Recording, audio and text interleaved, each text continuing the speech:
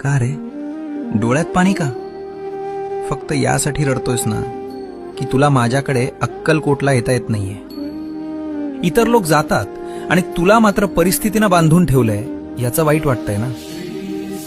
तू तिथे येऊन त्या गर्दीत मला शोधतोस, पण मी तर तुझ्या घरातल्या त्या कोपऱ्यात तुझ्या देव्हाऱ्यात मांडी घालून बसलोय.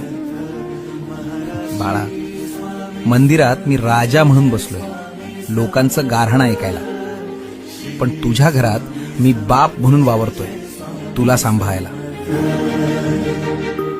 मग राजाच्या दरबारात जाणं महत्वाचं की बापाच्या मांडीवर बसणं महत्वाचं? त्यामुळे अक्कलकोटला येता येत नाही याची खंत करू नकोस. आत्ता याच क्षणी डोळे मिट आणि बघ, मी तुझ्या समोर उभा नाहीये, तर मी तुझ्या आत बसलोय.